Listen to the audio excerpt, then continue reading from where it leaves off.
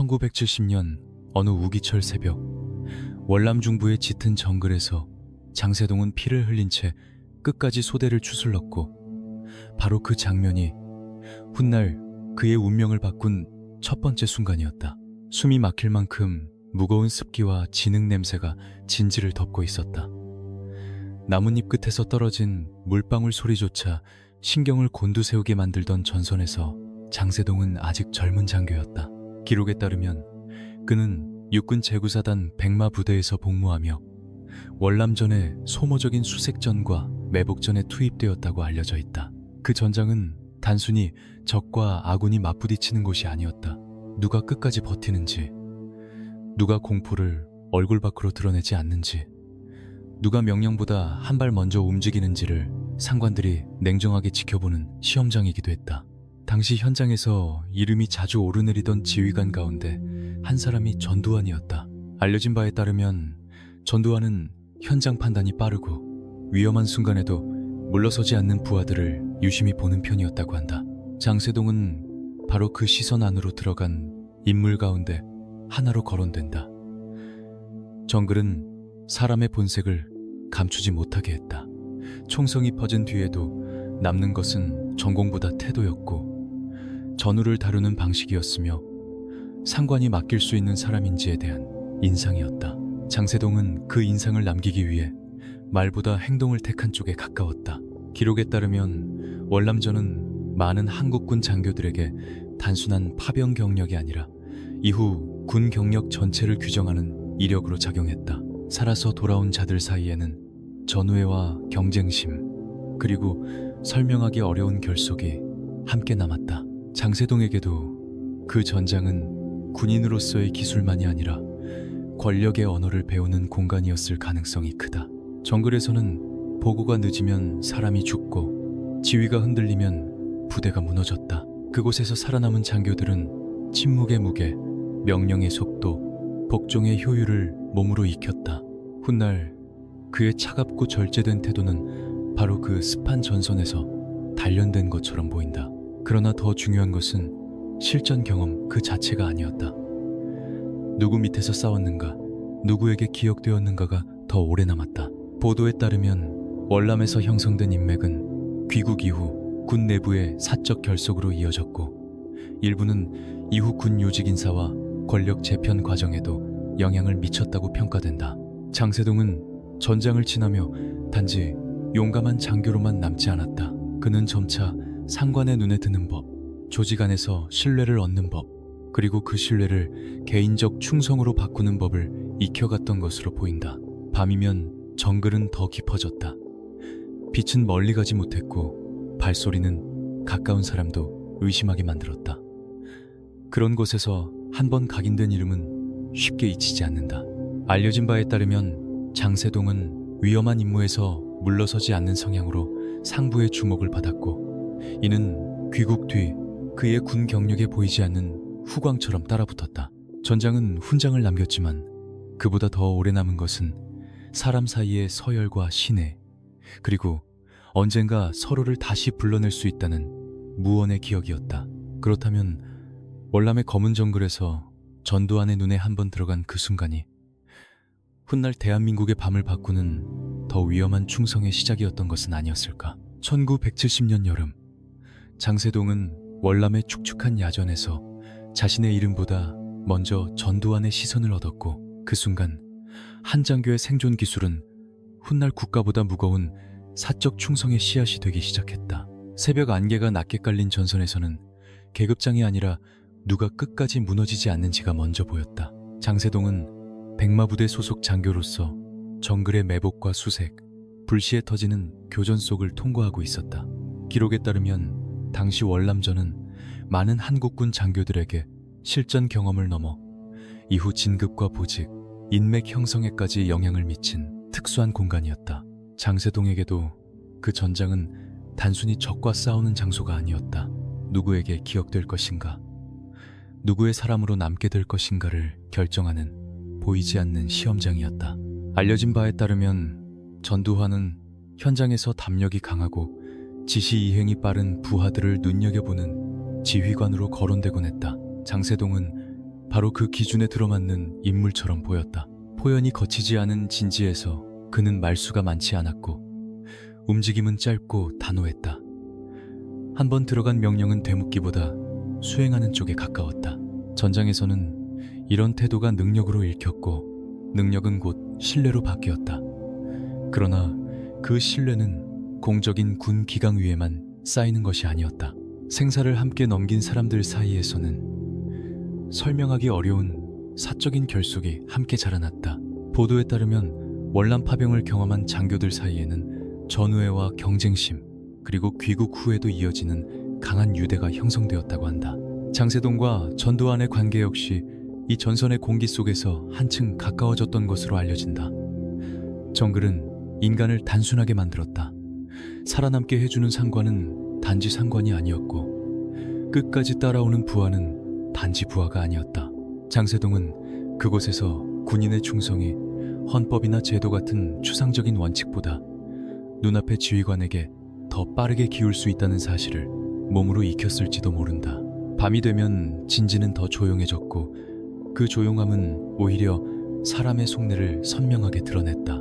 장세동은 위험한 임무를 마치고 돌아온 뒤에도 좀처럼 긴장을 풀지 않았다고 전해진다. 전두환은 그런 태도를 믿을 만한 자질로 받아들였을 가능성이 있다. 기록에 따르면 전쟁은 사람을 시험할 뿐 아니라 줄을 세운다. 누가 지휘하고 누가 따르며 누가 끝내 배신하지 않을지를 전장은 냉혹하게 가려낸다. 장세동은 바로 그 질서 속에서 자신이 어느 편에 서야 오래 살아남는지를 배웠고 그 선택은 점점 군 조직 전체보다 특정 인물을 향하는 방향으로 굳어져 갔다. 귀국 이후에도 그 전선의 기억은 사라지지 않았다. 흙탕물 냄새와 총성, 간신히 살아 돌아온 자들만 공유하는 침묵은 두 사람 사이에 공적인 보고서로는 설명되지 않는 신의를 남겼다. 문제는 그 신의가 군인의 절제된 덕목으로 머무르지 않았다는 데 있었다. 그것은 서서히 인사와 보직, 편제와 사조직, 나아가 권력의 방향을 가르는 기준으로 변해갈 준비를 하고 있었다. 월남의 전장이 남긴 것은 훈장만이 아니었다. 누군가는 국가를 위해 싸웠다고 기억했지만 누군가는 그곳에서 사람을 위해 싸우는 법을 먼저 배워 돌아왔다. 그렇다면 장세동이 월남에서 전두환에게 바친 침묵의 신의는 훗날 군의 명령체계마저 넘어설 더 위험한 약속으로 자라난 것은 아니었을까. 1970년대 초 장세동은 전장에서 돌아온 뒤 더 이상 총성과 지능만을 기억하는 장교가 아니었고 그때부터 그의 발걸음은 군의 공식 계통이 아니라 보이지 않는 권력의 복도 쪽으로 서서히 기울기 시작했다. 서울의 공기는 월남의 정글과 달랐지만 군 내부를 흐르는 긴장감은 결코 가볍지 않았다. 기록에 따르면 당시 군안에는 육사 인맥을 중심으로 한 비공식적 결속이 점차 힘을 키우고 있었고 그 중심에 하나회라는 이름이 있었다. 겉으로는 친목과 유대의 외피를 두르고 있었지만 알려진 바에 따르면 그 결속은 단순한 사교 모임을 넘어 인사와 진급, 정보와 충성의 방향을 가늠하는 은밀한 잣대로 작동했다. 장세동은 바로 그 문턱 앞에 서게 된다. 그가 언제 정확히 그 안으로 깊숙이 들어갔는지를 한 장면으로 단정하기는 어렵다. 그러나 보도에 따르면 월남전에서 맺어진 전두환과의 인연, 그리고 귀국 후 이어진 신뢰관계는 장세동을 군 내부의 비공식 네트워크와 더 가깝게 만든 배경으로 자주 거론된다. 공식 문서의 언어는 늘 건조했지만 실제 군 조직의 공기는 달랐다. 누구와 식사를 하는지, 누구의 호출을 먼저 받는지, 누구의 이름 앞에서 말수가 줄어드는지가 보이지 않는 서열을 만들고 있었다. 장세동은 그 흐름을 읽지 못하는 인물이 아니었다. 하나회의 핵심은 능력만이 아니었다. 그 안에선 실력보다 더 무거운 것이 있었다. 그것은 끝내 줄을 바꾸지 않을 사람인지, 위기의 순간 누구의 편에 설 사람인지에 대한 확인이었다. 기록에 따르면 이 시기 군 내부에서는 공식 지휘 체계와 별개로 사적인 신뢰가 인사 질서에 영향을 미친다는 우려가 적지 않았다. 장세동은 그런 구조 안에서 조용하지만 분명한 존재감을 키워갔다. 그는 앞에 나서 떠드는 유형이 아니라 필요한 순간 정확히 움직이고 윗선이 원하는 침묵을 지킬 줄 아는 장교에 가까웠다. 그런 사람은 비밀 권력에게 늘 유용했다. 밤늦은 회동, 짧은 호출, 설명되지 않는 배치와 이동은 군 내부의 다른 장교들에게는 불안의 신호였지만 장세동에게는 중심으로 들어가는 통로였을지도 모른다. 알려진 바에 따르면 하나회는 서로를 보호하면서도 서로를 시험하는 구조를 갖고 있었고, 장세동은 그 안에서 충성의 강도와 행동의 신속함으로 신임을 쌓아갔던 것으로 보인다. 중요한 것은 그가 더 이상 국가라는 추상적 질서만을 바라보지 않게 되었다는 점이다. 그의 시야는 점점 사람에게로, 그 중에서도 전두환이라는 특정한 축으로 모이기 시작했다. 군복 위에 붙은 계급장은 여전히 국가가 준 것이었지만 그 계급장을 어디에 바칠 것인지는 이미 다른 질서가 정하고 있었는지도 모른다. 그 무렵 장세동은 문 밖에 서 있는 장교가 아니라 문 안의 공기를 익혀가는 사람이 되어 있었고, 그 비밀스러운 결속은 마침내 대한민국의 밤을 흔들 사건 앞에서 진짜 얼굴을 드러내게 되는데, 그는 과연 언제 처음 군의 명령보다 사람의 명령이 더 무겁다고 믿게 되었던 것일까? 1979년 10월 26일 밤, 장세동은 서울의 심장부로 향하는 권력의 흐름이 바뀌는 소리를 들었고, 박정희 대통령 피살이라는 충격은 그를 전선의 장교가 아니라 정권 공백기의 핵심 경계선 위로 밀어올렸다. 공정동 안가의 총성이 전국을 뒤집은 뒤 서울의 공기는 곧장 얼어붙었다. 누가 군을 장악할 것인지, 누가 청와대와 수도의 경계선을 건 것인지, 누가 혼란 속에서 먼저 움직일 것인지가 모든 것을 결정하는 시간이 시작된 것이다. 기록에 따르면 10-26 이후 군 내부에서는 보안사령부와 계엄지휘체계, 그리고 수도권 경계 임무를 맡은 부대들의 위상이 급격히 높아졌다. 평소라면 보이지 않던 자리들이 하루아침에 권력의 관문으로 변했고, 장세동은 바로 그 문 가까이로 이동한 인물이었다. 그가 서울의 중심으로 다가간 이유는 단순한 보직 이동만으로 설명되기 어렵다. 알려진 바에 따르면 전두환이 12.16 이후 합동수사본부장으로 부상하면서 자신이 신뢰할 수 있는 인물들을 요충지에 두는 일이 더욱 중요해졌고, 장세동은 그 신뢰의 목록에서 결코 가벼운 이름이 아니었다. 월남에서 형성된 인연, 하나회 안에서 다져진 결속, 그리고 명령이 떨어졌을 때 머뭇거리지 않는 성향은 혼란기 권력자들이 가장 선호하는 자질이었다. 서울 한복판은 이제 군사적 공간인 동시에 정치적 공간이 되었고, 그곳을 지키는 일은 곧 권력의 미래를 지키는 일과 다르지 않았다. 경복궁 안쪽의 제30경비단은 그런 점에서 상징적인 장소였다. 겉으로는 수도, 서울의 핵심 시설을 지키는 부대였지만 실제로는 권력에 가장 가까운 곳을 감시하고 통제할 수 있는 자리였다. 기록에 따르면 12.12 당시 제30경비단장실은 반란 세력 핵심 인물들이 집결한 공간으로 등장한다. 그 사실은 거꾸로 말해 12.16 이후 장세동이 이미 서울 중심부의 결정적 위치에 서 있었다는 뜻이기도 하다. 그는 더 이상 외곽의 장교가 아니었다. 어둠이 내린 뒤 가장 먼저 전화가 걸려오고 가장 중요한 인물들이 드나들며 국가의 운명이 밀실의 대화 몇 마디에 흔들리는 장소를 맡은 사람이었다. 서울의 밤은 조용했지만 그 조용함은 불안으로 가득 차 있었다. 장세동은 그 불안을 두려워하기보다 오히려 익숙하게 다루는 쪽에 가까웠던 것으로 보인다. 보도에 따르면 그는 이후 전두환의 곁에서 반란 당일 연락과 경계의 중심축을 맡게 되는데, 그것은 우연한 배치라기보다 이미 혼란기의 서울에서 검증된 충성의 결과였을 가능성이 크다. 국가가 흔들릴수록 제도를 지키는 사람과 사람을 지키는 사람이 갈라진다. 장세동은 그 갈림길에서 일찍부터 후자를 택한 인물처럼 보인다.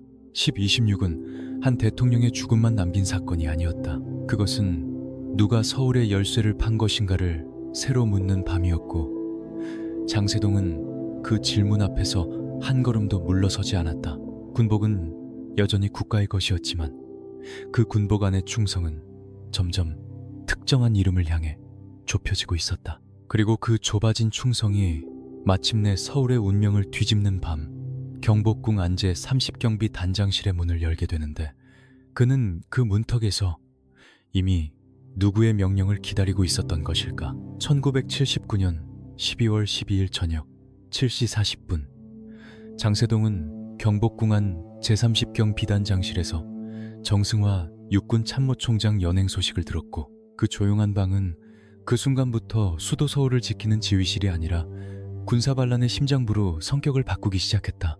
겨울밤의 경복궁은 겉으로는 고요했다. 궁담장 바깥으로는 일상의 불빛이 남아있었지만 안쪽의 공기는 이미 평소와 달랐다. 기록에 따르면 그날 제30경비 단장실에는 장세동만 있었던 것이 아니었다. 전두환과 가까운 흐름에 있던 주요 장성들과 지휘관들이 잇따라 그곳으로 모여들었고, 유학성, 황영시, 차규헌, 최세창, 김진영, 백운택, 박희도, 장기호 같은 이름들이 그 방과 연결된다. 알려진 바에 따르면 노태우 역시 이 지휘축과 함께 움직였고, 허화평 등 보안사 측 인물들은 바깥의 상황을 안으로 밀어넣는 연락선 역할을 했다. 한방 안에 모인 사람들의 계급과 보직은 달랐지만 그날 밤 그들을 묶은 것은 공식 군령보다 더 빠르게 작동하는 비공식 충성이었다. 원래 그 방은 수도 중심부의 경계와 대응을 준비하는 공간이어야 했다. 그러나 보도에 따르면 그날 밤 제30경비 단장실은 유사시 병력을 신속히 움직이기 위한 집결지이자 지휘 거점으로 작동했다. 누가 어느 부대를 움직일 수 있는지, 누가 대통령 재가 문제를 밀어붙일 것인지, 누가 서울의 진입로와 병력 동향을 틀었을 것인지가 그 안에서 오갔다. 장세동은 그 방의 주인이었고, 바로 그 점 때문에 그의 선택은 더 무거웠다. 그는 장소를 제공한 정도가 아니라 자신이 맡은 공간을 새로운 권력의 발화점으로 내준 인물로 남게 된다. 방 안의 공기는 뜨거운 격정보다 차가운 계산에 가까웠다. 기록에 따르면 장세동은 곧이어 정승화 총장 공관 쪽에서 충돌 상황이 벌어졌다는 연락을 받았고, 그 소식은 단장실 안의 사람들에게 즉시 전달되었다. 문제는 그때까지도 모든 것이 합법적 지휘 절차 안에서 정리된 상태가 아니었다는 점이다. 그런데도 그 방에 모인 이들은 물러서지 않았다.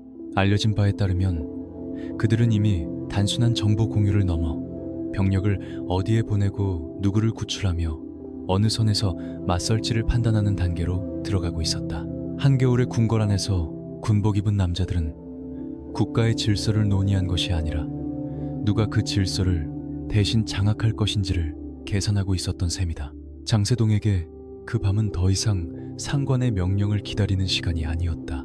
그는 직속 지휘체계 바깥에서 모인 인물들과 한방 안에 서 있었고, 그 침묵 자체가 이미 선택처럼 보였다. 경복궁의 어둠은 깊어졌고 군화 소리는 복도를 짧게 울렸다. 밖에서는 아직 서울 시민 대부분이 아무것도 모른 채 밤을 보내고 있었지만 안에서는 국가의 무게추가 서서히 다른 쪽으로 기울고 있었다. 그리고 그 기울어짐의 한가운데 장세동의 제30경비 단장실은 더 이상 단순한 방이 아니라 누가 적이고 누가 아군인지를 새로 정하는 위험한 지도실이 되어가고 있었다. 그렇다면 그 겨울밤 경복궁의 한방에 모인 사람들은 단지 정승화 연행을 지켜본 것에 그쳤던 것일까? 아니면 이미 서울의 다음 주인이 누구인지 스스로 결정하고 있었던 것일까? 1979년 12월 12일 밤, 장세동은 경복궁 안에서 정승화 육군 참모총장 연행이라는 중대한 작전이 움직이는 소리를 듣고 있었고, 그 순간 모두가 붙들고 있던 질문은 하나였다. 이것은 정당한 수사였는가? 아니면 군의 질서를 뒤집는 더 위험한 시작이었는가? 겉으로 내세워진 명분은 분명해 보였다. 기록에 따르면 보안사령관 전두환 측은 10월 26일 박정희 대통령 피살 사건과 관련하여 정승화 총장에게 혐의가 있다고 판단했고, 합동수사본부 차원에서 그를 조사해야 한다는 논리를 폈다. 대통령 시해 사건의 진상을 밝힌다는 말은 무겁고 군 내부에서는 그 말 자체가 많은 이들을 주저하게 만들었다. 나라의 최고 통수권자가 쓰러진 지 2달도 지나지 않은 시점이었다. 불안은 여전했고 누구나 음모와 배후를 의심하던 시기였다. 그런 공기 속에서 정승화 연행이라는 말은 단순한 체포가 아니라 혼란을 정리하기 위한 불가피한 조치처럼 들릴 여지도 있었다. 그러나 문제는 명분의 무게가 아니라 그 명분이 어떤 절차를 밟았느냐에 있었다. 알려진 바에 따르면 당시 정승화는 계엄 사령관이자 육군 참모총장이었고 그를 강제로 연행하는 일은 군 지휘체계 전체를 뒤흔드는 행위였다. 더구나 그 과정에서 정식 명령 개통과 충분한 재가 절차가 온전히 확보되었는지를 두고 오래된 논란이 이어졌다. 수사는 법과 개통 위에서 이뤄져야 했지만 그날 밤 서울의 병력은 법조문보다 빠르게 움직였다. 총장을 조사한다는 말은 있었지만 실제 현장에서는 이미 조사보다 무력 장악이 앞서고 있었다. 장세동이 선 자리도 바로 그 경계였다. 그는 직접 연행 명령의 법리를 설명하는 위치에 있지 않았지만 기록에 따르면 자신의 제30경비 단장실을 중심 거점으로 내주고 연락과 병력 움직임이 이어지는 상황을 방치하거나 받아들인 인물로 남는다. 이것은 단순한 구경이 아니었다. 군인이 상관의 적법한 명령을 따르는 것과 불분명한 명분 아래 새로운 힘의 편에 서는 것은 전혀 다른 문제였다. 장세동은 그 차이를 몰랐을 리 없었다. 그런데도 그 방안의 침묵은 점점 한쪽 선택으로 굳어졌다. 보도에 따르면 정승화 연행은 곧바로 서울 시내 주요 부대들의 충돌과 대치로 번졌고 그 순간부터 명분은 더 이상 서류 위의 언어로만 남지 않았다. 만약 정당한 수사였다면 왜 수도 서울 한복판에 무장병력이 대거 움직여야 했는가? 왜 지휘관들끼리 서로 전화를 걸어 확인하고 고함치며 왜 같은 군복을 입은 이들이 서로를 향해 총구를 의식해야 했는가? 바로 그 지점에서 사람들은 연행의 이유보다 연행의 방식에 더 큰 의문을 품게 된다. 조사의 이름으로 시작된 움직임이 실제로는 군의 주도권을 빼앗는 작전으로 변한 것 아니냐는 질문이었다. 경복궁의 밤 공기는 차가웠고 방 안의 표정들은 굳어 있었다. 장세동은 그 차가운 공기 속에서 명분과 충성 중 어느 쪽이 더 무거운지 이미 정해놓은 사람처럼 보였다. 조사라는 말은 여전히 살아있었지만 서울의 어둠 속을 가르는 병력의 이동은 다른 진실을 말하고 있었다. 그날 밤 정승화 연행의 명분은 법의 언어로 시작되었으나 그 끝은 총성과 장악의 언어로 바뀌고 있었던 것이다. 그렇다면 장세동이 끝내 지키려 한 것은 수사의 정당성이었을까? 아니면 이미 돌이킬 수 없게 기울어진 새로운 권력의 명분이었을까? 1979년 12월 12일 밤 10시 무렵 장세동은 자신의 직속 상관인 장태환 수도경비사령관의 격한 호출을 외면한 채 경복궁 안 제30 경비단장실에 남아있었고 바로 그 침묵이 그날 밤 서울의 군 지휘체계를 사실상 두 동강내게 시작했다. 수도 서울의 핵심 경계 임무를 맡은 부대에서 직속 상관의 명령은 단순한 지시가 아니었다. 그것은 곧 질서였고 군복을 입은 자가 마지막까지 붙들어야 할 선이었다. 그러나 기록에 따르면 그날 밤 장태환은 이미 심상치 않은 기류를 감지하고 있었다. 정승화 육군 참모총장 연행 소식이 퍼지고 서울 시내 주요 부대들의 움직임이 평소와 다르게 요동치자 그는 자신의 지휘 아래에 있어야 할 30경비단의 위치와 단장 장세동의 태도를 확인하려 했다. 그 확인은 곧 분노로 바뀌었다. 알려진 바에 따르면 장태환은 장세동에게 즉각 복귀하거나 본래 임무에 충실할 것을 요구하는 취지의 강한 명령을 내렸다고 전해진다. 그의 입장에서 이는 선택의 문제가 아니었다. 수도경비사령부 예하부대가 보안사령관 전두환을 중심으로 움직이는 세력과 한 호흡으로 움직인다는 것 자체가 이미 군령의 균열이었다. 더구나 그 중심에 자기 부하가 서 있었다는 사실은 단순한 불복종이 아니라 지휘관으로서의 권한이 눈앞에서 무력화되고 있다는 선언처럼 들렸을 것이다. 그 밤 전화선 너머에서 장태환이 느낀 것은 단순한 배신감이 아니었다. 군 전체가 비정상적인 방향으로 미끄러지고 있다는 본능적인 위기감에 가까웠다. 그렇다면 장세동은 왜 그 명령을 따르지 않았는가? 그 이유를 한 문장으로 단정하기는 어렵다. 다만 보도에 따르면 그는 이미 제30경비 단장실을 중심으로 형성된 움직임 속에서 전두환 쪽 연락과 대기 체계를 사실상 받아들인 상태였고, 그 선택은 직속상관의 지시보다 더 무거운 사적 충성에 기울어 있었던 것으로 해석된다. 상관의 명령은 군의 언어였지만 장세동이 그날 밤 붙잡은 것은 사람의 언어였다. 월남에서 시작된 인연, 하나회 안에서 다져진 비공식 결속, 그리고 혼란기마다 특정 인물 곁에 서는 것이 곧 자신의 생존과 상승을 보장한다는 감각이 그를 움직였을 가능성이 크다. 제30경비 단장실 안의 공기는 차갑게 가라앉아 있었을 것이다. 밖에서는 병력의 이동과 긴급 보고가 이어지고, 안에서는 누구의 전화에 응답하고 누구의 지시를 우선할지가 서울의 밤을 갈랐다. 장세동은 그 순간 군의 정상계통으로 돌아가는 길과 이미 시작된 새로운 권력의 편에 서는 길 사이에서 망설이지 않은 인물처럼 보인다. 기록에 따르면 반란의 밤은 총성만으로 완성되지 않는다.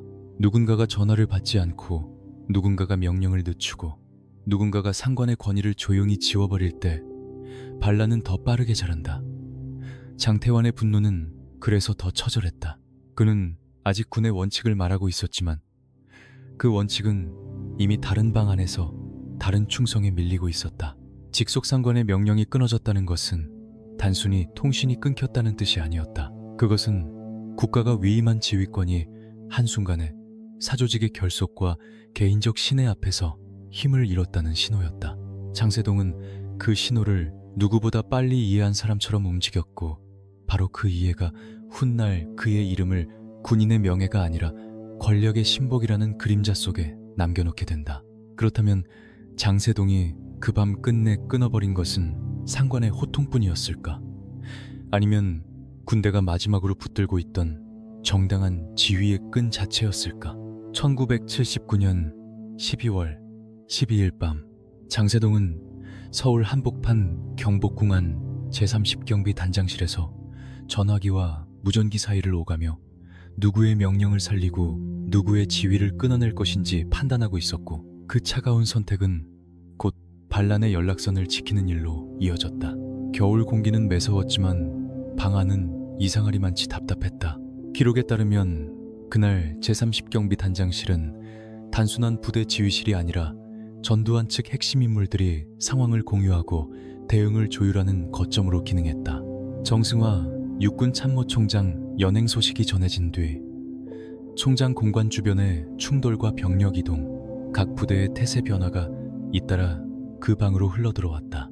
서울의 밤은 겉으로는 잠든 듯 보였지만 실제로는 보이지 않는 선들이 전화선과 무전망을 따라 미친 듯이 흔들리고 있었다. 장세동은 바로 그 선들이 끊어지지 않도록 붙드는 사람처럼 움직였다. 알려진 바에 따르면 반란의 밤에 중요한 것은 총을 먼저 쥔 사람만이 아니었다. 더 중요한 것은 누가 먼저 소식을 듣고, 누가 먼저 명령을 전달하며, 누가 어느 순간 상대의 판단을 늦출 수 있느냐였다. 장세동은 제30경비단이라는 위치를 이용해 경복궁 안쪽을 하나의 임시 지휘 거점처럼 내주었고, 그 안으로 모여든 인물들은 서울 시내 병력 배치와 주요 지휘관들의 움직임을 실시간으로 파악하려 했다. 방 안에 울리는 짧은 벨소리 하나, 수화기 넘어 들려오는 다급한 보고, 한 줄이 병력의 진로를 바꾸고 대치의 강도를 높였다. 장세동은 그 흐름에서 물러서지 않았다. 보도에 따르면 그는 그날 밤 전두환 측과 연결된 연락망이 흔들리지 않도록 경계태세와 보고 체계를 유지하는 쪽에 섰던 것으로 평가된다. 이것은 단순한 행정 지원이 아니었다. 직속상관인 장태환 수도경비 사령관의 지휘가 제대로 관철되지 못하게 되는 순간 제30경비 단장실은 군의 정식 명령 체계와 별도로 작동하는 또 하나의 중심이 되었다. 장세동은 누구의 전화를 먼저 받고 누구의 요구를 뒤로 미룰지 이미 정한 사람처럼 냉정했다. 군의 언어로 보면 그것은 위험한 이탈이었지만 사적인 충성의 언어로 보면 끝까지 선을 지킨 행동이었을지도 모른다. 그 밤 서울에서는 병력만 움직인 것이 아니었다. 정보가 먼저 달렸고 불안이 그 뒤를 따랐으며 망설임은 가장 늦게 도착했다. 장세동은 그 망설임을 허용하지 않았다. 기록에 따르면 반란은 한순간에 총성으로 완성되지 않고 여러 지휘소 사이의 연락이 비정상적인 방향으로 굳어질 때 비로소 형태를 갖는다. 경복궁 안의 전화선은 국가의 지휘를 위해 설치된 것이었지만 그날 밤만큼은 다른 목적을 위해 사용되고 있었다. 장세동은 그 선을 붙들고 서서 서울의 밤이 어느 쪽으로 기울지 조용히 지켜본 것이 아니라 스스로 그 기울기를 유지하는 쪽에 가까웠다. 그리고 마침내 그 연락선이 끝까지 살아남자 장세동은 단순히 한밤의 조력자가 아니라 새로운 권력 질서가 기억하는 이름으로 남게 되는데, 과연 그 밤 그가 지켜낸 것은 통신망이었을까? 아니면 자신을 더 높은 자리로 끌어올릴 충성의 증명이었을까? 1981년 7월 13일 장세동은 마침내 대통령 경호실장에 임명되었고 1979년 12월의 밤 경복궁 안에서 시작된 그의 선택은 이제 청와대 가장 깊숙한 문 앞에서 보상받는 듯 보였다. 반란의 밤이 끝났다고 해서 모든 것이 곧바로 정리된 것은 아니었다. 12월 12일 이후 군 내부의 질서는 겉으로는 다시 봉합되는 듯 했지만 실제 권력의 무게는 이미 다른 쪽으로 이동하고 있었다. 기록에 따르면 장세동은 그 밤 제30 경비단장실을 중심 거점으로 내주고 전두환 측 움직임과 함께한 인물로 판단되었으며 그 선택은 단순한 일회성 가담으로 끝나지 않았다. 새로운 질서가 자리를 잡아갈수록 위기의 순간 누구 편에 섰는지가 곧 신뢰의 기준이 되었다. 장세동은 그 기준에서 결코 가벼운 이름이 아니었다. 왜 그는 더 높은 자리로 올라섰는가? 표면적으로는 능력과 경력, 그리고 강한 실행력이 이유처럼 보였다. 알려진 바에 따르면 그는 월남전 경험을 지닌 실전형 장교였고 위기 상황에서 주저하지 않는 성향으로 윗선의 신임을 얻었다. 그러나 그것만으로는 설명이 부족하다. 그 시대 권력은 단순히 유능한 사람보다 끝까지 줄을 바꾸지 않을 사람을 원했다. 장세동은 바로 그런 인물처럼 읽혔다. 그는 명령을 수행하는 군인에서 나아가 특정 인물의 안위를 위해 자신의 위치와 위험을 감수할 수 있는 사람으로 검증되었다. 반란 뒤의 보상은 그래서 단순한 인사 조치가 아니라 충성에 대한 확인장이었다. 청와대 경호실장이라는 자리는 겉으로 보면 대통령의 신변을 지키는 직책이다. 하지만 그 문 하나를 누가 열고 닫는가에 따라 권력의 방향은 달라진다. 보도에 따르면 장세동은 이 자리에 오르며 단순한 경호 책임자가 아니라 대통령에게 접근하는 길목을 장악하는 인물이 되었다. 누가 대통령을 만나고 어떤 보고가 먼저 올라가며 어떤 목소리가 문턱에서 걸러지는지에 영향을 미칠 수 있는 자리였다. 다시 말해, 그는 총을 든 장교에서 대통령 곁에 문지기로 변한 것이 아니라 권력의 숨결과 불안을 가장 가까이서 통제하는 존재가 되어갔다. 그 밤 경복궁에서 보여준 태도는 청와대에서 더 큰 의미를 갖게 되었다. 전두환에게 장세동은 단지 유능한 부하가 아니었을 것이다. 가장 위험한 밤에 물러서지 않았고 직속상관의 명령보다 더 깊은 충성을 택했으며 새로운 권력이 태어나는 순간 침묵으로 자신의 편을 증명한 사람이었다. 그런 사람을 가장 가까운 자리에 두는 것은 자연스러운 선택처럼 보였을지 모른다. 그러나 바로 그 자연스러움 속에 이 시대의 섬뜩한 진실이 숨어 있었다. 공적 제도보다 사적 신의가 더 강하게 작동할 때 보상은 곧 권력 사유화의 다른 이름이 되기 때문이다. 장세동은 높은 자리에 오른 것이 아니라 더 위험한 문 앞에 선 것이었다. 이제 그는 한 사람의 몸을 지키는 자리에 있으면서 동시에 한 체제의 불안과 의심, 폐쇄성과 공포를 함께 떠안게 된다. 그리고 그 문 안에서 경호는 더 이상 보호만을 뜻하지 않게 되는데, 과연 장세동은 언제부터 대통령의 안전이 곧 국가 전체보다 더 무거운 가치라고 믿기 시작했던 것일까? 1981년 7월 13일 장세동은 대통령 경호실장에 임명되었고 그날부터 청와대의 가장 조용한 문 하나가 총칼보다 더 무거운 권력의 경계선으로 바뀌기 시작했다. 겉으로 보면 경호는 단순했다. 대통령의 신변을 보호하고 동선을 점검하고 위험을 미리 차단하는 일처럼 보였다. 그러나 청와대 안으로 들어간 장세동이 마주한 현실은 훨씬 더 복잡했다. 기록에 따르면 대통령 경호실은 단순한 보호 조직이 아니라 권력에 가장 가까운 곳에서 사람과 정보, 시간과 거리까지 통제할 수 있는 특수한 공간이었다. 누가 언제 대통령을 만나는지, 어떤 보고가 먼저 책상 위에 놓이는지, 누구의 말이 문턱에서 멈추는지가 모두 그 문 앞에서 갈렸다. 장세동은 바로 그 문을 쥔 사람이 되었다. 청와대의 복도는 길지 않았지만 그 안에서 흐르는 침묵은 길고 무거웠다. 알려진 바에 따르면 장세동은 경호를 군사적 규율의 연장선으로 이해한 인물에 가까웠다. 그에게 경호는 단지 몸을 지키는 기술이 아니었다. 주군의 안위를 위협할 수 있는 모든 변수, 곧 사람의 접근과 정보의 흐름, 예기치 못한 접촉과 불편한 목소리까지 미리 걸러내는 통제의 기술이었다. 이때부터 경호는 보호와 차단을 동시에 뜻하게 된다. 대통령을 지킨다는 명분은 자연스럽게 대통령에게 다가가는 모든 길을 좁히는 힘으로 바뀌었다. 보도에 따르면 장세동은 전두환 곁에서 단순한 실무 책임자가 아니라 신뢰의 최종 관문으로 받아들여졌다. 12월의 밤에 증명된 충성, 위기 속에서 물러서지 않는 태도, 명령보다 더 깊은 의리를 택한 이력은 청와대라는 공간에서 오히려 더 높은 가치로 환산되었다.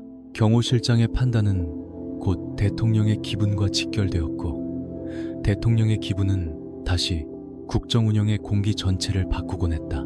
장관과 수석, 군 수뇌부와 여권 핵심 인사들까지도 누가 먼저 들어가고 누가 나중에 불리는지에 민감해질 수밖에 없었다. 그렇게 경호는 눈에 보이지 않는 서열을 생산하는 권력이 되었다. 문은 원래 바깥의 위험을 막기 위해 존재한다. 그러나 문이 너무 높아지면 안쪽 사람은 바깥의 현실을 잃는다. 장세동이 구축한 경호의 질서는 바로 그 모순을 품고 있었다. 기록에 따르면 그는 주군에게 닿는 거리 전체를 통제 가능한 범위 안에 두려 했고, 그 과정에서 경호는 점점 정치와 분리될 수 없는 기능으로 변해갔다. 사람을 지키기 위한 조직이 사람을 고립시키는 장치가 되고, 안전을 위한 규율이 비판과 견제를 걸러내는 벽으로 자라나는 순간, 청와대의 가장 조용한 부서는 가장 두려운 권력의 입구가 된다. 장세동은 총을 들고 전선에 서 있던 장교에서 이제 대통령의 하루 전체를 설계하는 그림자에 가까워지고 있었다. 군화 소리는 청와대 카펫 위에서 더 작아졌지만 그 작아진 소리는 오히려 더 멀리 퍼졌다. 누구도 대놓고 그의 이름을 높이지 않았으나 모두가 그 문 앞에서 멈추는 법을 배워갔다. 경호가 권력이 되는 순간은 총성이 울릴 때가 아니라 아무도 총성을 듣지 못한 채 침묵 속에서 스스로 물러설 때 시작되는 것이었다. 그렇다면 장세동이 청와대의 문을 장악한 바로 그날, 대통령을 지킨다는 명분 아래 가장 먼저 가두기 시작한 것은 적이 아니라 주군 자신이었던 것은 아닐까. 1981년 가을, 장세동은 청와대 깊숙한 복도에서 대통령에게 올라갈 보고의 순서를 직접 가려내기 시작했고, 그때부터 전두환의 귀와 문은 군복보다 더 차가운 한 사람의 판단 아래 놓이기 시작했다. 청와대의 아침은 늘 조용하게 열렸지만 그 침묵은 평온과는 거리가 멀었다. 기록에 따르면 장세동이 대통령 경호실장으로 자리를 굳힌 뒤 경호의 범위는 단순한 신변 보호를 넘어 대통령에게 접근하는 사람과 정보의 흐름 전반을 통제하는 방향으로 확장되었다. 누가 먼저 보고하는가? 누가 면담 명단에서 빠지는가? 어떤 문장이 대통령의 책상 위에 올라가는가가 모두 예민한 문제가 되었다. 경호는 더 이상 문 밖의 위험만 막는 일이 아니었다. 문 안으로 들어오는 현실의 순서를 다시 배열하는 일이 되었다. 장세동은 바로 그 배열을 쥔 인물이었다. 알려진 바에 따르면 그는 전두환의 심기와 동선을 가장 가까이에서 파악한 몇 안 되는 인물이었고, 그 위치는 곧 국정의 온도를 조절하는 힘으로 바뀌었다. 청와대 안에서는 대통령을 직접 만나는 시간이 짧을수록 그 앞에 서기까지 거쳐야 하는 문이 많을수록 실세의 그림자가 짙어진다. 장세동은 스스로 전면에 나서기보다 문턱을 높이는 방식으로 존재감을 키웠다. 장관과 수석, 군 수뇌부와 여권 인사들조차 그 문 앞에서는 걸음을 늦추었다. 누구의 목소리가 대통령 귀에 닿고 누구의 경고가 복도 어딘가에서 멈추는지를 결정하는 사람은 겉으로 보이는 권력보다 더 두려운 존재가 되기 마련이었다. 보도에 따르면 당시 청와대 내부에서는 심기경호라는 말이 낯설지 않게 떠돌았다. 그것은 대통령의 몸만이 아니라 기분과 불안, 의심과 피로까지 관리하는 방식에 가까웠다. 불편한 보고는 늦춰지고 거슬리는 만남은 정리되며 충성의 언어는 더 빠르게 통과했다. 이렇게 되면 경호는 보호를 넘어 선별이 되고 선별은 곧 권력이 된다. 장세동은 그 권력이 어떤 식으로 작동하는지 너무도 잘 아는 사람처럼 움직였다. 월남의 전장에서 익힌 긴장, 12월의 밤에 증명된 충성, 그리고 경복궁 안에서 이미 보여준 결단은 이제 청와대의 두꺼운 문과 조용한 전화선 속으로 스며들고 있었다. 문제는 귀가 좁아질수록 권력의 시야도 함께 좁아진다는 점이었다. 기록에 따르면 폐쇄된 통치 구조는 바깥의 불만과 경고를 늦게 듣게 만들고 안쪽 사람들은 점점 자신들이 듣고 싶은 말만 사실로 받아들이게 된다. 장세동이 만든 질서는 전두환을 보호하는 철벽처럼 보였지만 동시에 비판과 현실을 차단하는 높은 벽이기도 했다. 청와대의 카펫 위를 미끄러지듯 지나가는 그의 군화 소리는 작았지만 그 작고 일정한 소리 안에는 누구를 들이고 누구를 막을 것인지에 대한 냉정한 계산이 숨어 있었다. 대통령의 귀와 문을 쥔다는 것은 단순한 보좌가 아니었다. 그것은 권력자의 세계를 대신 설계하는 일이었다. 그리고 바로 그 순간부터 장세동은 대통령을 지키는 사람에서 대통령의 세계 자체를 관리하는 사람으로 변해갔는데, 그렇게 좁아진 귀와 닫힌 문 너머에서 다음으로 자라난 더 위험한 권력은 과연 무엇이었을까? 1985년 2월 18일 장세동은 청와대의 문지기 자리에서 국가안전기획부장으로 옮겨 앉았고, 그 인사는 한 사람의 승진이라기보다 전두환 정권이 이제 몸의 경호를 넘어 정권 전체의 불안을 통제하려 한다는 신호처럼 보였다. 청와대 안에서 장세동은 이미 충분히 강한 사람이었다. 그는 대통령에게 닫는 문을 쥐고 있었고, 누가 가까이 오고 누가 멀어지는지를 가려낼 수 있었다. 하지만 문 하나를 지키는 힘만으로는 시대의 균열을 막기에 부족해지고 있었다. 1980년대 중반으로 들어서며 정권은 더 복잡한 위협을 마주하고 있었다. 야당의 움직임은 다시 힘을 얻고 있었고, 김대중을 비롯한 반대 세력의 상징성은 쉽게 지워지지 않았다. 대학가는 더 예민해졌고, 언론과 제야의 시선도 전보다 거칠어지고 있었다. 기록에 따르면 1985년 22 총선은 정권 내부에 적지 않은 긴장감을 남겼고, 단순한 경호보다 더 넓고 더 깊은 통제가 필요하다는 판단을 키웠다. 그 무렵 안기부는 단순한 정보기관이 아니었다. 겉으로는 국가안보와 대공 업무를 내세웠지만 실제로는 정권의 눈과 귀, 그리고 때로는 보이지 않는 손처럼 움직이는 공간이었다. 보도에 따르면 장세동의 이동은 전두환이 가장 믿는 사람을 그 자리에 앉혀 정권의 불안 요인을 더 직접적으로 관리하려는 선택으로 해석된다. 청와대의 복도에서 사람을 걸러내던 그가 이제는 남산의 건물 안에서 정보와 의심, 충성과 공포를 함께 다루게 된 것이다. 몸을 지키는 경호가 문턱의 권력이었다면 안기부는 국가 전체를 하나의 감시망으로 바라볼 수 있는 더 위험한 자리였다. 장세동에게 이 이동은 단순한 영전이 아니었다. 그것은 전두환이 자신의 가장 가까운 신복에게 더 넓은 칼을 쥐어주는 일이었다.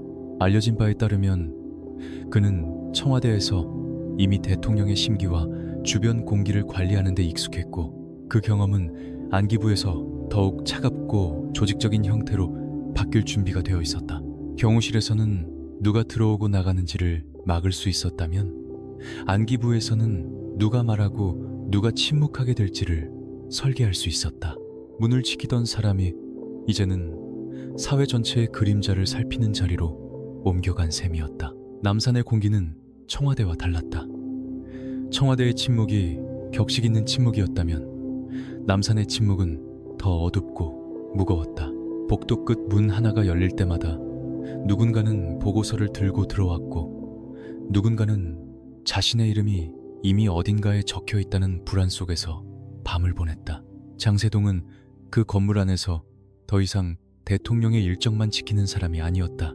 그는 정권의 생존을 위해 무엇을 알고 무엇을 감추며 누구를 압박하고 누구를 살려둘지를 가르는 사람으로 변해가고 있었다. 전두환에게 그런 자리는 능력 있는 관리보다 끝내 배신하지 않을 신복에게 맡겨져야 했다. 결국 장세동이 더 위험한 자리로 옮겨간 이유는 분명해 보였다. 정권은 이제 총보다 정보가, 경호보다 통제가 더 필요한 시기로 들어서고 있었고 그 통제의 가장 차가운 얼굴로 선택된 사람이 바로 장세동이었기 때문이다. 그리고 남산의 어두운 창문 뒤에서 그는 곧 대통령의 충복이 아니라 정권 전체의 그림자로 불리게 되는데 과연 그가 그 자리에서 처음 겨눈 것은 국가의 적이었을까? 아니면 정권을 불안하게 만드는 모든 목소리였을까? 1985년 2월 장세동은 남산 안기부장실에 두꺼운 문 안으로 들어섰고 그 순간부터 한 사람의 귀를 지키던 경호의 기술은 한 사회 전체를 겨누는 정보의 칼로 바뀌기 시작했다. 서울 남산의 겨울 공기는 차가웠지만 안기부 건물 안의 공기는 그보다 더 무겁고 정적이었다. 청와대의 문을 지키던 시절에도 장세동은 이미 누가 대통령에게 닿고 누가 문턱에서 멈추는지를 가려내는 법을 익힌 인물이었다. 그러나 안기부는 전혀 다른 공간이었다. 이곳에서는 사람의 얼굴보다 먼저 이름이 서류에 올라왔고 말보다 먼저 동향보고가 돌아다녔다. 기록에 따르면 당시 안기부는 대공 업무뿐 아니라 전국 전반의 흐름을 파악하고 정권의 불리한 움직임을 조기에 통제하는 핵심 기관으로 기능했다. 장세동은 바로 그 기관의 수장이 되었다. 그가 앉은 책상 위에는 매일 아침 수많은 보고서가 놓였다. 야당 정치인의 발언, 학생 시위의 규모, 재야 인사의 동선, 언론의 분위기, 여권 내부의 불만까지 서로 다른 조각들이 한방 안으로 모여들었다. 보도에 따르면 1980년대 중반 안기부는 정권 유지와 사회 통제를 위해 광범위한 정보 수집 능력을 행사했고 그 정보는 단순한 참고 자료가 아니라 실제 대응의 근거가 되었다. 장세동에게 정보는 사실을 정리하는 문서가 아니었다. 누구를 경계할지, 누구를 압박할지, 누구를 고립시킬지를 정하는 힘이었다. 문제는 정보가 많아질수록 그것이 중립을 잃기 쉬워진다는 점이었다. 알려진 바에 따르면 당시 안기부의 정보 수집은 국가안보라는 명분 아래 정치와 사회 영역 깊숙이 들어갔고 그 과정에서 합법과 월권의 경계는 점점 흐려졌다. 어떤 보고는 위험을 알리는 경고였지만 어떤 보고는 정권의 불편한 목소리를 제거하기 위한 명분으로 바뀌었다. 장세동은 그 경계를 주저없이 밀어붙인 인물로 기억된다. 청와대에서는 문을 닫아 사람을 걸러냈다면 남산에서는 정보를 엮어 사람을 움직이지 못하게 만드는 방식이 가능해졌다. 남산의 밤은 유난히 길었다. 불 꺼진 창문들 사이로 몇몇 방의 불빛만 늦게까지 남아있었고 그 안에서는 낮에 모인 정보가 다시 정리되고 의미를 부여받았다. 기록에 따르면 당시 권력은 정보를 통해 단지 현실을 파악한 것이 아니라 현실을 재구성하려 했다. 누군가는 위험인물로 분류되었고 누군가는 불순한 세력과 연결된 것처럼 적혔으며 누군가는 침묵을 강요받는 방향으로 밀려났다. 정보는 그 자체로 총성이 아니었지만 사람을 사회적으로 고립시키고 정치적으로 무력화하는 더 조용한 무기가 될 수 있었다. 장세동은 바로 그 조용한 무기의 사용법을 누구보다 빠르게 익힌 사람처럼 보였다. 그에게 남산의 방은 보고를 듣는 집무실이 아니라 통치의 온도를 조절하는 조종실에 가까웠다. 말 한마디, 문장 하나, 보고서의 배열 순서 하나가 어떤 사람의 운명을 바꾸고 어떤 사건의 방향을 틀 수 있었다. 전두환 정권이 필요로 한 것은 더 넓은 시야가 아니라 더 정교한 통제였고 장세동은 그 통제에 차가운 손이 되었다. 그렇게 정보는 국가를 지키는 방패가 아니라 권력을 지키는 칼로 벼려지고 있었는데, 과연 그 칼끝은 다음에 누구를 향해 더 노골적으로 겨누어지게 될 것인가? 1980년대 중반, 장세동은 동교동의 한 집을 향해 보이지 않는 포위망을 조여갔고, 그 집이 어느새 감옥처럼 불리기 시작했다는 사실은 정적감 씨가 이미 정치의 그림자를 넘어 일상의 숨결까지 파고들었음을 보여주고 있었다. 서울 서쪽 골목의 아침은 겉으로는 평온했다. 우유 배달 자전거가 지나가고 문 앞을 쓸던 손길이 잠시 멈추고 낡은 담벼락 위로 햇빛이 천천히 번졌다. 그러나 그 평온은 오래가지 않았다. 기록에 따르면 장세동이 안기부장으로 있던 시기, 김대중의 동교동 자택 주변에는 상시적인 감시와 통제가 이어졌고, 출입자 확인과 동선 파악, 접촉 차단이 반복되었다고 알려져 있다. 집은 여전히 집이었지만 그 문은 안에서 닫힌 것이 아니라 바깥에서 조용히 잠겨가고 있었다. 장세동에게 동교동은 단순한 야당 지도자의 사저가 아니었다.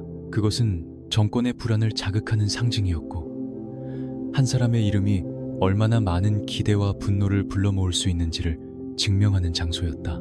보도에 따르면 당시 김대중은 가택연금과 이동 제한, 회합 차단 같은 방식으로 지속적인 압박을 받아야 했다. 장세동은 남산의 방에서 그 움직임을 보고받는 위치에 있었고, 그의 시선은 단지 정치 일정이 아니라 사람 사이의 접촉 자체를 위험 요소로 바라보는 쪽에 가까웠다.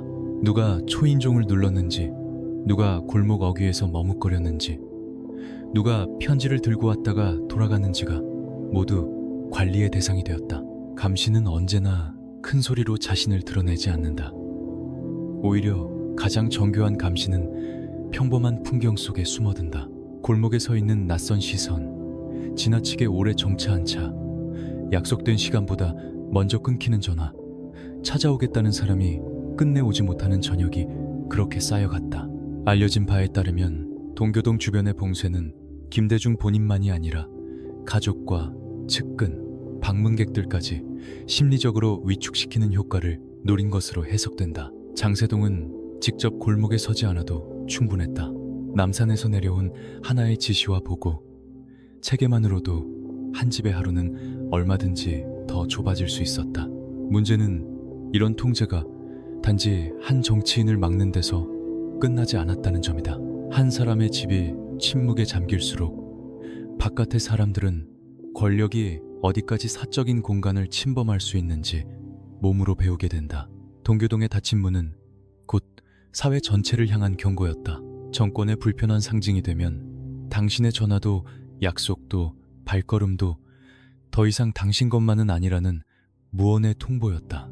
장세동은 바로 그 경고가 가장 효과적으로 전달되도록 만드는 사람처럼 움직였다. 보호라는 말은 사라지고 안보라는 말만 남았으며, 그 안보의 이름 아래 골목 하나가 긴 그림자 속에 묻혀갔다. 밤이 되면 동교동의 불빛은 더 조용해졌고 바깥의 시선은 더 집요해졌다. 집 안의 사람들은 벽 너머의 발소리에 귀를 기울였고, 집 밖의 사람들은 그 침묵이 얼마나 오래 버틸지 계산하고 있었는지도 모른다. 장세동이 설계한 감시는 총성이 없는 포위였고, 피가 흐르지 않아도 사람을 고립시키는 차가운 기술이었다. 그리고 바로 그 고립의 시간이 길어질수록 정권은 자신들이 상대하고 있는 것이 한 사람의 정치인이 아니라 꺼지지 않는 상징이라는 사실을 더 또렷하게 확인하게 되는데, 과연 장세동은 동교동의 문을 닫아걸수록 그 문 바깥에서 더 커지는 시대의 분노를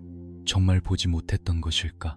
1984년 장세동은 남산의 깊은 방에서 기업 총수들의 이름이 적힌 서류를 넘기고 있었고, 그때부터 충성은 더 이상 군복의 언어가 아니라 재벌의 금고를 두드리는 권력의 손이 되기 시작했다. 서울의 겨울 공기는 건조했지만 권력의 안쪽에서 돈은 늘 축축한 불안의 냄새를 풍겼다. 기록에 따르면 이레재단은 아웅산 테러, 유가족 지원과 공익 목적을 내세우며 출범했으나, 시간이 흐를수록 그 재단을 둘러싼 자금 조성 방식은 거센 논란의 대상이 되었다. 보도에 따르면 1984년부터 1987년 사이 여러 대기업이 거액의 출연금을 냈고 훗날 청문회에서는 그 과정이 자발적 협조였는지 사실상 권력의 압박이었는지를 두고 날선 추궁이 이어졌다. 장세동은 바로 그 의혹의 중심에 선 이름이었다. 그는 안기 부장으로서 단순히 정보를 수집하는 사람에 머물지 않았다. 알려진 바에 따르면 장세동은 정권의 안위를 위해 필요한 자금의 흐름을 누구보다 무겁게 받아들인 인물로 평가된다. 그의 눈앞에서 돈은 숫자가 아니었다. 그것은 퇴임 이후까지 이어질 영향력의 보험이었고 충성의 질서를 오래 유지하게 해줄 보이지 않는 연료였다. 그래서 기업의 금고를 두드리는 일은 단순한 모금이 아니라 정권의 미래를 담보로 잡는 작업처럼 변해갔다. 총수들이 호출을 받고 짧은 면담이 끝난 뒤 액수가 정리되고 침묵 속에서 협조가 이루어지는 과정은 겉으로는 점잖았지만 그 이면의 공기는 결코 가볍지 않았을 것이다. 장세동은 아마 이 일을 사적인 탐욕으로만 이해하지 않았을 가능성이 크다. 그는 주군을 지키는 데 필요한 것이라면 명분과 수단을 함께 관리해야 한다고 믿는 쪽에 가까웠다. 국가를 위해, 안정을 위해, 체제를 위해 필요하다는 말은 언제나 준비되어 있었고 그 말은 거대한 자본 앞에서도 위력을 가졌다. 그러나 바로 그 지점에서 충성은 방향을 바꾸었다. 군인의 충성은 원래 위기에서 몸을 던지는 것이어야 했지만 이 시기 장세동의 충성은 기업의 장부와 재단의 계좌, 정권 이후의 시간을 겨냥하는 더 차갑고 계산된 형태로 바뀌고 있었다. 남산의 방에서 시작된 한 번의 지시는 시장 전체를 긴장하게 만들 수 있었고 기업들은 그것이 요청인지 명령인지 끝내 분간하지 못한 채 지갑을 열어야 했다는 비판을 피할 수 없었다. 훗날 청문회의 조명 아래 이래재단의 숫자들이 하나씩 불려 나왔을 때 사람들은 비로소 질문하기 시작했다. 왜 공익의 이름에는 늘 권력의 그림자가 겹쳐 있었는가? 왜 재단의 벽돌 사이마다 두려움의 기색이 배어 있었는가? 장세동은 그 모든 의혹 앞에서도 여전히 자신이 주군을 위해 필요한 일을 했다고 믿었을지 모른다. 하지만 충성이 기업의 금고를 두드리는 순간 그것은 더 이상 의리가 아니라 국가와 권력의 경계를 흐리는 위험한 징후가 되고 있었다. 그렇다면 장세동이 이래재단에 돈을 모으던 그 조용한 시간들 속에서 진짜 쌓아올린 것은 공익의 이름이었을까? 아니면 무너져가는 권력을 끝까지 연장하려는 마지막 자금의 성벽이었을까? 1987년 1월 장세동은 남산 안기부의 보고를 받아들며 한 여성의 죽음이 정권의 위기를 덮는 거대한 이야기로 바뀌는 과정을 지켜보고 있었고 홍콩의 한 아파트에서 벌어진 살인이 얼마 지나지 않아 여간첩 사건으로 포장되기 시작한 순간 진실은 국가의 각본 안에 갇히기 시작했다. 겨울 공기는 차가웠지만 그 무렵 서울의 정치적 공기는 더 차갑고 날카로웠다. 박종철 고문치사 사건이 드러나며 정권의 도덕성은 크게 흔들리고 있었고 거리와 언론, 대학가에는 분노와 불신이 빠르게 번지고 있었다. 기록에 따르면 바로 그 시기 홍콩에서 발생한 수직임 사건은 처음부터 단순한 해외 강력 사건으로만 다뤄지지 않았다. 보도에 따르면 남편 윤태식이 저지른 살인의 실체보다 북한 연계와 간첩 의혹이 더 크게 부각되었고 알려진 바에 따르면 안기부는 그 사건을 공안 전국의 재료로 활용하려 했다는 비판을 훗날 피하지 못했다. 장세동은 당시 안기부장이었다. 그의 책상 위로 올라오는 보고서 한 장, 표현 하나, 발표의 순서 하나는 여론의 방향을 바꿀 수 있는 힘을 지니고 있었다. 남산의 방 안에서 정보는 늘 단순한 사실로 머무르지 않았다. 그것은 정권을 방어하는 명분으로 재배열되었고 필요할 때는 더 큰 불안을 덮는 연막처럼 사용되었다. 알려진 바에 따르면 수직임은 평범한 시민이었지만 국가가 짜놓은 설명 속에서는 어느새 의심스러운 인물로 뒤바뀌었다. 진실은 피해자의 삶에서 출발해야 했지만 그때 권력은 진실보다 더 쓸모있는 이야기를 먼저 선택한 듯 보였다. 보도에 따르면 사건은 언론을 통해 반공서사로 소비되었고 남편의 범행은 흐려진 채 피해자와 유가족에게 오랜 낙인이 남았다. 여기서 더 섬뜩한 대목은 조작이 화려한 거짓말로만 이루어지지 않았다는 점이다. 어떤 사실은 강조되고 어떤 정황은 지워지고 어떤 질문은 애초에 허용되지 않는 방식으로 진실은 서서히 모양을 잃는다. 장세동이 이끄는 안기부 체제 아래에서 그런 방식은 낯설지 않았다.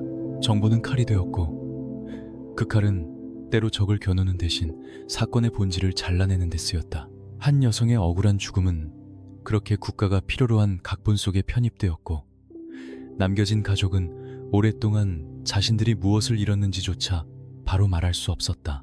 세월이 흐른 뒤 법정은 다른 말을 하기 시작했다. 기록에 따르면 훗날 수지김 사건은 국가기관의 왜곡과 책임 문제가 재조명되었고 법원은 국가와 장세동 측의 배상 책임을 인정했다. 그러나 판결문이 나온 뒤에도 지워진 시간은 돌아오지 않았다. 한때 정권을 지키는 데 유용했던 이야기는 무너졌지만 그 이야기 속에 갇혀있던 사람들의 삶은 이미 깊게 훼손된 뒤였다. 남산의 어두운 방에서 누군가에게는 하나의 보고서였던 일이 다른 누군가에게는 평생을 짓누르는 누명이 되었던 것이다. 그렇다면 장세동이 지키려 했던 체제의 안위는 과연 누구의 진실을 희생시킨 대가 위에서 잠시 연명할 수 있었던 것일까?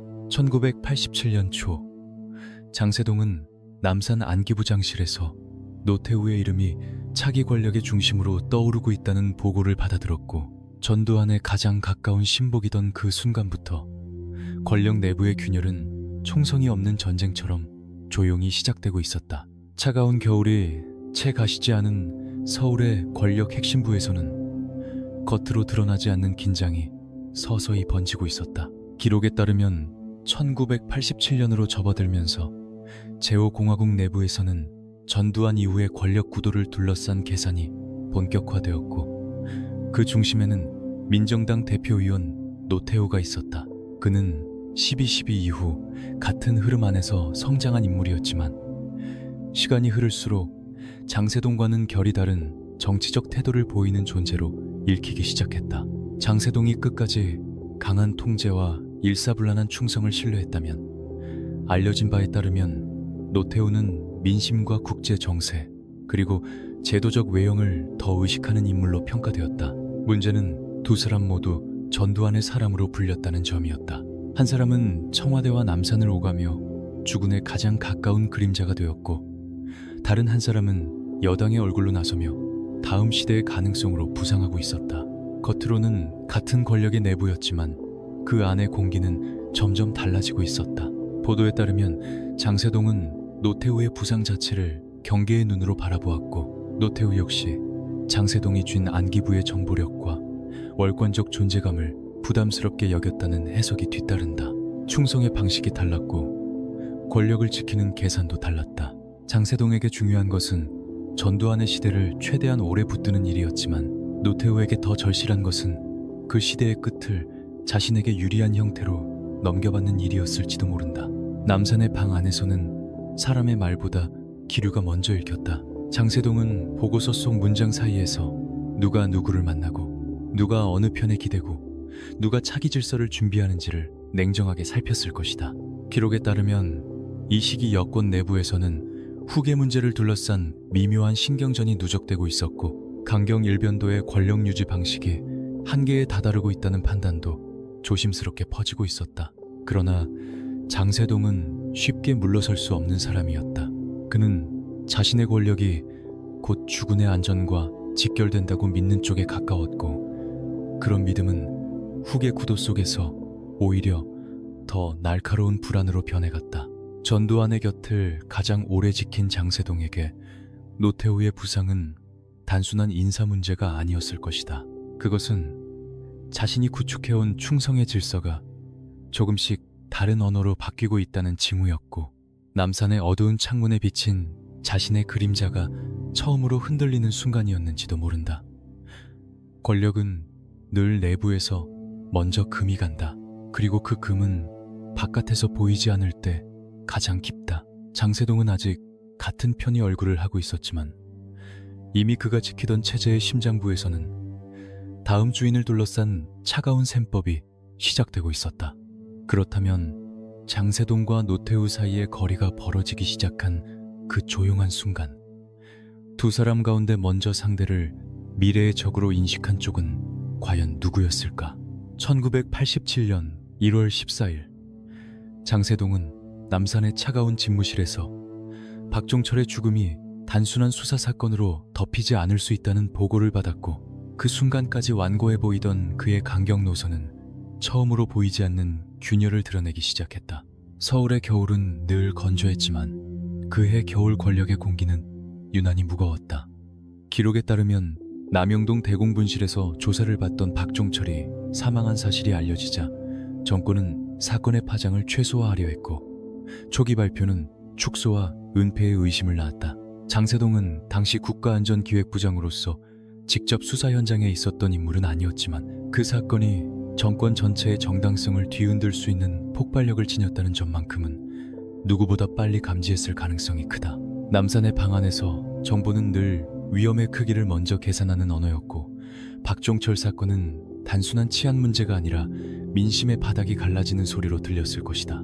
알려진 바에 따르면 장세동은 그동안 공안 논리와 강한 통제를 통해 체제의 균열을 눌러온 인물로 평가된다. 학생 시위는 불순 세력의 선동으로, 야당의 비판은 체제 흔들기로, 제야의 외침은 관리 가능한 소음으로 다루는 방식이 그의 권력 감각에 가까웠다. 그러나 박종철의 죽음은 그 익숙한 문법으로 쉽게 봉합되지 않았다. 보도에 따르면 사건의 진실이 조금씩 드러나고 종교계와 언론, 대학가와 시민사회가 이를 외면하지 않으면서 정권이 오랫동안 기대온 공포의 장치는 오히려 거꾸로 분노를 증폭시키는 매개가 되어갔다. 장세동이 믿어온 강경 노선은 사람들을 침묵하게 만들기는커녕 왜 그들이 더 크게 말하기 시작하는지를 설명하지 못하는 낡은 도구처럼 보이기 시작했다. 더 큰 문제는 권력 내부의 공기였다. 기록에 따르면 1987년 초 제5공화국 안에서는 이미 후계 구도와 체제 전환을 둘러싼 미묘한 계산이 오가고 있었다. 이런 시기에 박종철 사건은 단순한 악재가 아니라 강경 대응의 비용이 더 이상 감당 가능한 수준이 아닐 수 있다는 경고로 읽혔다. 장세동은 여전히 질서를 말했겠지만 그가 지키려 한 질서는 이전처럼 절대적인 설득력을 갖지 못했다. 남산에서 올라가는 보고서마다 여론의 동요, 국제사회의 시선, 학생가의 격앙된 분위기, 교회와 성직자들의 반응이 함께 적혔을 가능성이 크다. 강경 노선은 원래 확신 위에서만 작동한다. 그런데 확신은 현실이 더 이상 말을 듣지 않을 때 가장 먼저 흔들린다. 장세동은 물러서는 사람이 아니었다. 그러나 물러서지 않는 것과 이전처럼 밀어붙일 수 있는 것은 다른 문제였다. 청와대와 여권 핵심부, 안기부와 치안라인 사이에선 누구도 겉으로 약함을 드러내고 싶어 하지 않았지만, 알려진 바에 따르면 이 무렵부터 정권 내부에는 더 강한 통제로 갈 것인지 아니면 다른 출구를 모색할 것인지에 대한 불안이 스며들기 시작했다. 박종철의 이름은 단지 한 청년의 비극으로 머무르지 않았다. 그것은 장세동이 평생 믿어온 통제의 문법이 더 이상 시대를 완전히 억누를 수 없다는 증거처럼 번져갔다. 그렇다면 박종철 이후 장세동의 강경 노선을 처음 흔든 것은 거리의 분노였을까? 아니면 그 분노를 더는 막아낼 수 없다는 권력 내부의 조용한 공포였을까? 1987년 6월 10일 오후, 장세동은 이미 안기부장 자리에서 물러난 뒤였지만 서울 도심을 뒤덮은 함성을 들으며 자신이 끝까지 지키려 했던 것이 무엇인지 누구보다 선명하게 마주하고 있었다. 그날 서울은 더 이상 권력이 익숙하게 다루던 도시가 아니었다. 기록에 따르면 4월 13일 호원 조치 이후 누적된 분노는 6월 10일을 기점으로 거대한 항쟁의 물결로 번졌고, 학생들만이 아니라 직장인과 시민들까지 거리로 쏟아져 나왔다. 민정당의 후보 지명과 함께 이어진 시위는 단순한 반대 집회가 아니었다. 그것은 지난 몇 해 동안 공포와 검열, 감시와 통제로 버텨온 체제 전체를 향한 집단적 거부에 가까웠다. 장세동은 더 이상 남산의 집무실에 앉아 직접 보고를 받을 위치는 아니었지만 알려진 바에 따르면 그가 몸담았고 설계에 관여했던 강경통치의 문법은 여전히 권력 핵심부를 지배하고 있었다. 그가 끝까지 지키려 한 것은 단지 전두환 한 사람의 안위만이 아니었다. 그것은 질서라는 이름으로 비판을 밀어내고 안보라는 이름으로 반대를 봉쇄하며 통제야말로 국가를 유지하는 가장 확실한 방식이라고 믿었던 오래된 권력의 습관이었다. 장세동에게 6월의 함성은 민주주의를 요구하는 시민의 목소리이기 전에 자신이 평생 신뢰해온 세계가 무너지는 소리였을 가능성이 크다. 왜 사람들은 더 이상 두려워하지 않는가? 왜 최루탄과 연행, 협박과 고립으로도 이 흐름을 멈출 수 없는가? 바로 그 질문이 그의 강경 노선을 안에서부터 흔들고 있었는지도 모른다. 보도에 따르면 6월 항쟁이 격화되면서 정권 내부에서도 더는 강경 일변도로 버틸 수 없다는 판단이 힘을 얻기 시작했다. 국제적 시선은 차가워졌고 1988년 서울올림픽을 앞둔 상황에서 유혈 진압의 부담은 너무 커지고 있었다. 노태우를 비롯한 후계 구도 세력은 출구를 고민했고 장세동이 끝까지 믿어온 단호한 통제의 언어는 점점 시대의 바깥으로 밀려났다. 그가 지키고 싶었던 것은 제도보다 먼저 관계였고 헌정보다 먼저 충성이었으며 변화보다 먼저 복종이었다. 그러나 6월의 거리에서는 그 모든 것이 더 이상 설득력을 갖지 못했다. 도시는 최루탄 냄새로 가득했지만 권력의 내부는 오히려 더 차갑게 식어가고 있었다. 기록에 따르면 6월 29일 노태우의 직선제 수용선언은 제5공화국 강경 노선의 사실상 후퇴를 뜻하는 장면으로 받아들여졌다. 그 선언이 나온 순간 장세동이 지키려 했던 질서는 끝내 국민의 함성 앞에서 한 걸음 물러설 수밖에 없었다. 그는 자리를 잃기 전에 이미 시대를 잃고 있었고 자신이 보호해온 체제의 문이 안에서부터 열리고 있음을 뒤늦게 보았을지도 모른다. 그렇다면 6월의 거리에서 장세동이 끝내놓지 못한 것은 무너져가는 정권의 체면이었을까? 아니면 평생 신념처럼 붙들어온 통제의 세계 그 자체였을까? 1988년 11월 7일 장세동은 국회 청문회장 증언석에 앉아 전국으로 생중계되는 조명 아래 섰고 한때 남산과 청와대의 어둠을 지배하던 남자가 이제는 가장 밝은 자리에서 끝내 입을 다물고 있다는 사실이 사람들에게 더 큰 충격으로 다가왔다. 회의장 안의 공기는 뜨거웠지만 그의 표정은 차갑게 굳어 있었다. 기록에 따르면 그날 청문회는 이례재단 자금 조성 경위와 권력형 비리 그리고 제5공화국 핵심 인사들의 책임 문제를 정면으로 겨누고 있었다. 의원들의 질문은 집요했고 방청석의 시선은 날카로웠으며 텔레비전 앞의 시민들은 마침내 권력의 내부에 있던 인물의 입에서 무엇이 나올지를 기다리고 있었다. 그러나 장세동은 많은 것을 말하는 대신 가장 중요한 곳에서 멈추는 방식으로 자신을 지켰다. 알려진 바에 따르면 그는 청문회에서 이례재단 모금 과정과 자신이 수행한 역할에 대해 일정 부분 인정하면서도 전두환에게로 곧장 이어질 수 있는 질문 앞에서는 벽처럼 굳어졌다. 모든 책임이 자신의 판단과 집행에 있었다는 취지의 태도는 겉으로는 담담했지만 그 침묵의 방향은 매우 선명했다. 그는 사실을 전부 부정하는데 집중하지 않았다. 오히려 자신이 감당할 수 있는 만큼만 안으로 끌어안고 그 선을 넘는 순간부터는 아무것도 더 밖으로 흘러나가지 않게 막는 쪽에 가까웠다. 청문회장의 마이크는 열려 있었지만 그의 입은 이미 오래전부터 어디까지 말하고 어디서 멈출지를 정해놓은 사람처럼 보였다. 왜 그는 끝내 입을 닫았는가? 첫 번째 이유는 너무 분명했다. 장세동에게 침묵은 방어가 아니라 충성이었다.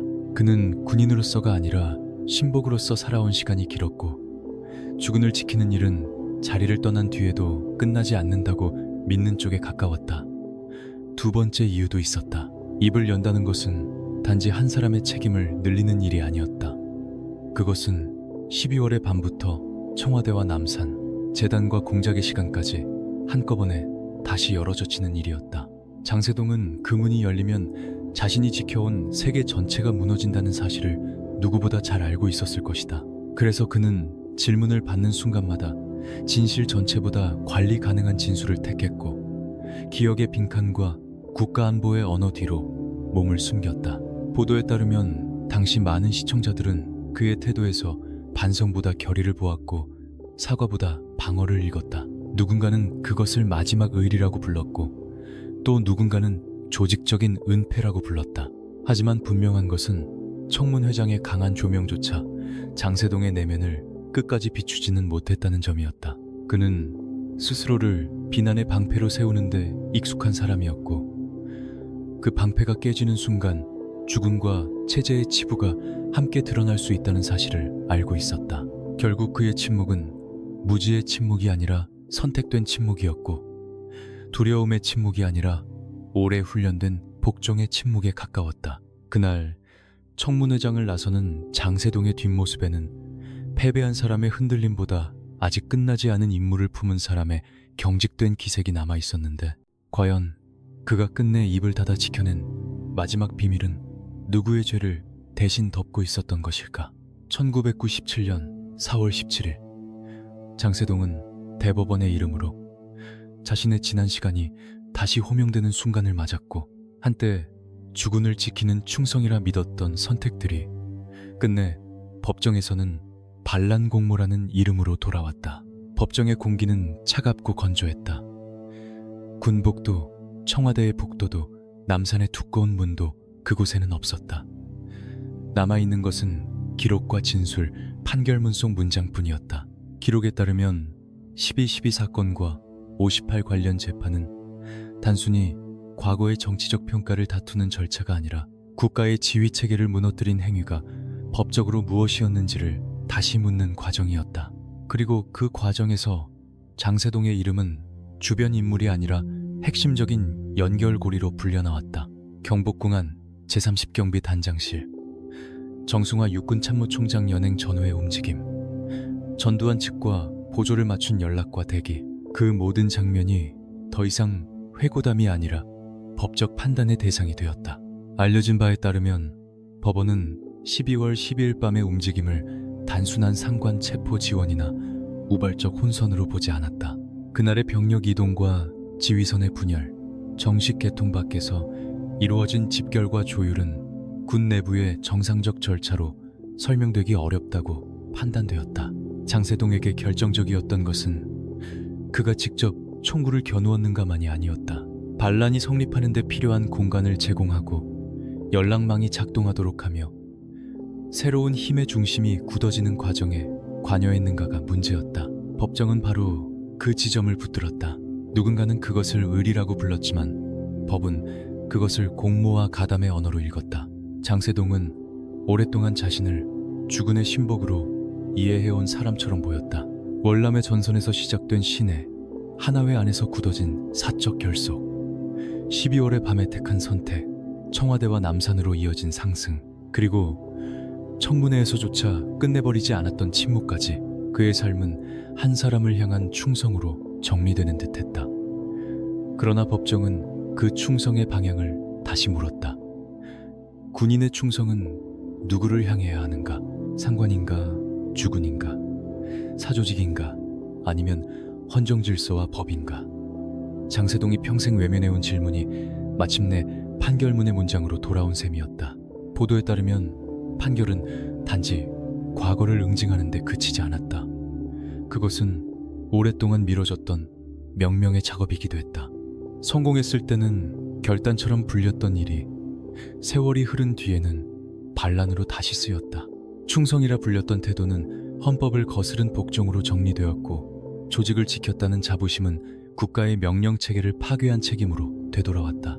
장세동은 끝까지 자신의 신념을 거두지 않았을지 모른다. 그러나 법정의 시간은 개인의 신념보다 느렸고 더 집요했으며 마침내 그가 믿어온 명분을 다른 이름으로 봉인해버렸다. 그렇다면 장세동이 끝까지 버리지 못한 그 충성은 정말 신의의 증명이었을까? 아니면 법의 시간이 오기 전까지만 유효했던 가장 위험한 착각이었을까? 1997년 12월 장세동은 특별사면으로 다시 세상 밖으로 나왔고 한때 청와대와 남산의 문을 쥐었던 그의 이름은 더 이상 현역 권력의 이름이 아니라 한국 현대사의 가장 어두운 장면마다 반복해서 호출되는 기록의 이름으로 남기 시작했다. 사면 이후의 시간은 화려한 복귀의 시간이 아니었다. 기록에 따르면 그는 반란 및 내란 관련 재판을 거친 뒤 전두환 정권의 핵심 인물로서 역사적 평가의 한가운데 놓여 있었고, 과거처럼 국가 운영의 중심으로 돌아갈 수는 없었다. 그러나 알려진 바에 따르면 그는 공적 무대에서 완전히 사라진 인물도 아니었다. 연희동을 중심으로 전두환 전 대통령 주변의 모습을 드러내며 여전히 가까운 거리에서 주군의 곁을 지키는 사람처럼 비쳤고, 그 장면은 많은 이들에게 그의 삶이 끝까지 한 사람을 향한 충성의 궤도를 벗어나지 않았다는 인상을 남겼다. 보도에 따르면 2002년 그는 제16대 대통령 선거에 출마 의사를 밝히며 다시 정치 전면에 나서려 했으나 선거를 하루 앞두고 후보직을 사퇴했다. 그 장면은 상징적이었다. 한때 보이지 않는 권력의 중심부에 있었던 인물이 민주적 경쟁의 한복판에서는 더 이상 시대를 움직이는 힘이 아니라 과거의 그림자로 읽혔기 때문이다. 그는 과거의 정당성을 끝내 포기하지 않은 듯 보였고, 자신이 지나온 시간을 반성의 언어보다 신념과 의리의 언어로 설명하려는 태도를 거두지 않았다. 하지만 시대는 이미 달라져 있었다. 군복과 정보기관, 경호와 공작이 한 사람의 권위를 떠받치던 질서는 박제된 기억으로 바뀌고 있었고, 장세동의 이름 역시 그 변화 속에서 점점 더 평가의 대상이 되어갔다. 그가 남긴 것은 단순한 한 인물의 흥망이 아니었다. 기록에 따르면 장세동은 12월 12일의 밤 대통령 경호실, 국가안전기획부, 청문회와 법정에 이르기까지 한국 현대사의 굵직한 권력 장면마다 등장한다. 그래서 그의 이름을 따라가다 보면 한 개인의 성격보다 더 큰 구조가 드러난다. 국가보다 사람을 먼저 택한 충성, 제도보다 비공식 결속을 더 무겁게 여긴 판단, 안보라는 명분 아래 확장된 통제와 감시, 그리고 끝내 진실을 충분히 설명하지 않은 침묵이 그것이다. 어떤 이들은 그를 끝까지 의리를 지킨 군인으로 보려 했고, 또 어떤 이들은 민주주의를 거스른 권력의 실무자로 기억했다. 이 상반된 시선 사이에서 분명한 것은 장세동이라는 이름이 한국 사회에 누구를 위한 충성이 정당한가? 라는 불편한 질문을 오래 남겼다는 사실이다. 세월이 흐를수록 사람은 사라지고 기록은 남는다. 청와대 복도의 낮은 발소리도, 남산 집무실의 두꺼운 담배 연기도, 경복궁의 겨울밤에 번지던 긴장도 이제는 문장과 증언 속에서만 되살아난다. 그러나 그 문장들은 여전히 묻고 있다. 한 군인이 평생 지키려 했던 것이 정말 국가의 질서였는지, 아니면 한 사람을 향한 맹목적 충성이었는지, 그리고 그 선택의 대가를 결국 누가 치렀는지. 장세동이라는 이름은 그렇게 사라진 권력의 잔향이 아니라 다시는 같은 방식의 어둠이 반복되어서는 안 된다는 경고로 남아있는 것은 아닐까.